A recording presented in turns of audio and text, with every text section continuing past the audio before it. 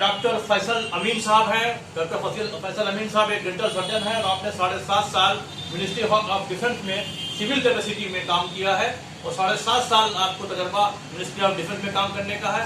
आप शहर के एक मशहूर डेंटल सर्जन हैं। मैं कुछ सवाल करूंगा आजकल जो दांतों की बीमारियां हैं उनको लेकर। डॉक्टर साहब, आजकल बच्चों में देखा जा रहा है कि अर्ली एज से या चाइल्डहुड में कह लीजिए, चाइल्डहुड में थोड़ा बड़ा होने पर भी दांतों की बीमारियां काफी कॉमन हो गई। इसकी कोई खास वजह? एक खास वजह तो जो बस्ती में आकर के समझ में आती है, यहाँ पे पानी में फ्लोरीन की दिक्कत है, जिसकी वजह से फ्लोरोसिस नाम की बीमारी होती है। वो बच्चों में जैसे ही दूध के दांत निकलने चालू होते हैं उससे लेकर के परमानेंट जो डेंटिशन आ रहा होता है जी, वो सबको उसको अफेक्ट करती है जी, एक तो प्राइमरी ये वजह है जी, इस रीजन में। जी, दूसरा थोड़ा सा जो रूटीन में सबका फूड हैबिट चेंज हुई है। जी, आज से 20-25 साल पहले तक इतना रेडी टू ईट फूड नहीं अवेलेबल था, जी, तो जो हम लोग जो भी अपना ट्रेडिशनल खाते पीते थे जी, तो उसको मैनेज हो जाता था। अब जी। वो फूड हैबिट्स बहुत ज़्यादा चेंज हो गई है जी, और उतनी हाइजीन मेंटेन नहीं हो पाती है। अगर बच्चे रात में ब्रश करके सोने की आदत डाल दें 3 साल से 2.5 साल से, जी।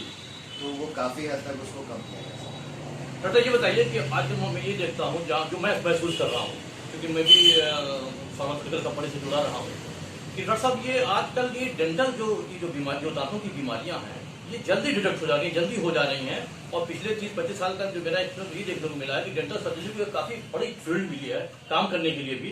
तो ये इतना ज्यादा एक्सपोजर डेंटल उसमें क्यों हो रहा है?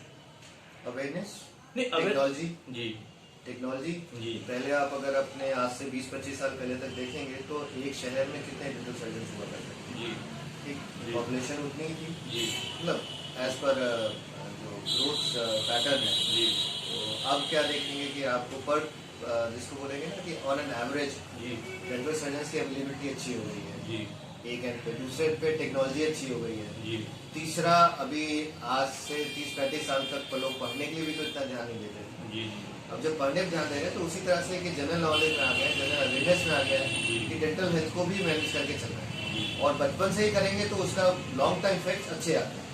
डॉक्टर तीसरा सवाल मेरा ये था आपसे कि being a senior dental surgeon, अब जो लोगों की जिंदगियां हैं, इस वक्त बहुत जिंदगी लोगों की तेज हो गई, बहुत लोगों की जिंदगी फास्ट हो गई है, लोगों के पास वक्त नहीं है। तो इन तमाम चीज़ों को देखते हुए, आज का माहौल, आज के हालात को देखते हुए आदमी ऐसी क्या केयर करे कि उसके जो है दांत, जो उसको डेंटल की जो प्रॉब्लम हो रही है अर्ली स्टेज में, वो ना हो? क्या एहतियात बताएंगे आप ऑडियंस को, हमारे जो दर्शक हैं जो आपको सुन रहे हैं? ब्रशिंग टेक्निक के लिए थोड़ा सा एम्फेसाइज कर लें। यूट्यूब पे आजकल यूट्यूब सभी जगह पर बहुत आसानी से अवेलेबल है, सबके पास मोबाइल्स अवेलेबल है। तो यूट्यूब से आप प्रॉपर ब्रशिंग टेक्निक्स क्या होती हैं वो आप अपने आप को एडवाइस कर लें, मतलब उससे ट्रेन कर लें अपने आप को और प्रॉपरली उसको मैनेज करें तो ज़्यादा आसान होता है। One and second and brush रात में करके सोना ज़्यादातर लोग को नहीं जानकारी होती है। तो ज़्यादातर लोग रात के टाइम में ब्रश किए बगैर ही सो जाते हैं, जबकि अगर रात के टाइम ब्रश करके सोएंगे तो तकरीबन 80% प्रॉब्लम्स नहीं इंशाल्लाह हो पाएगी।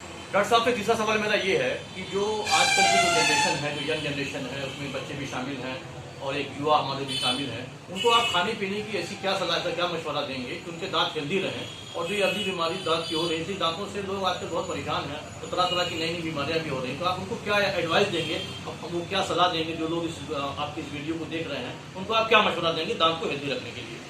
सबसे पहला तो ब्रशिंग टेक्निक इंडियन कल्चर में है कि सिर्फ सुबह के टाइम में ब्रश करना चाहिए, उसको करेक्ट करके रात में सोते टाइम ब्रश करना ज़्यादा ज़रूरी होता है। WHO के रिकमेंडेशंस तो अलग हैं, तो इंडिया में इतना उस तरह से हम लोग यूज नहीं कर सकते, लेकिन मोर और लेस अगर रात में ब्रश करके सोते हैं तो उससे काफ़ी हद तक डेंटल ट्रीटमेंट्स की जो कॉस्ट आती है, जो पेन आता है, वो सब बचाया जा सकता है।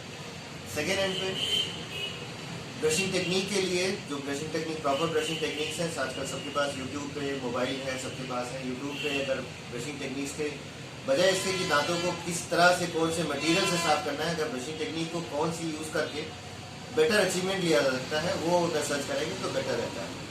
थर्डली, नॉर्मली सब लोग बाकी जैसे डिजीज होती हैं उसमें डिजीज होने के बाद से आकर के कंसल्ट करते हैं। डेंटल में चूँकि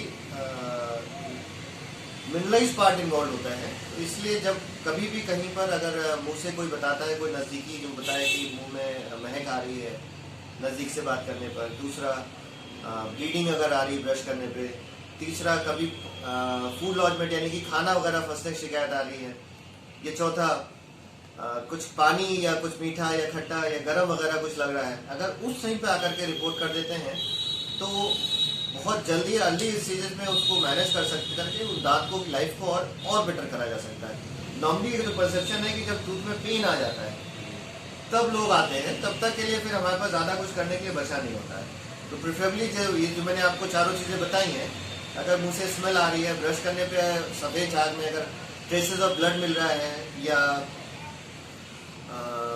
फूड लॉजमेंट हो रहा है, खाना वगैरह फंस रहा है, मन कर रहा है कि किसी चीज़ से निकाला जाए, या कहीं पर पानी वगैरह किसी भी तरह की सेंसिटिविटी, खट्टा मीठा ठंडा गर्म कोई सेंसिटिविटी आ रही है, उस टाइम पे आ जाए तो बेटर रहता है। And last but not the least, सबसे ज़्यादा ज़रूरी होता है कि हर 3 महीने पे डेंटिस्ट को बगैर किसी शिकायत के एक रिव्यू करा लेना चाहिए, सो दैट कि उसको कहीं पर भी जब वो हमारी नज़र जब देखते हैं तो टाइमली वो इंटरवीन हो जाता है, तो कोई भी दांत का लॉस होने से बचाया जा सकता है टाइमली।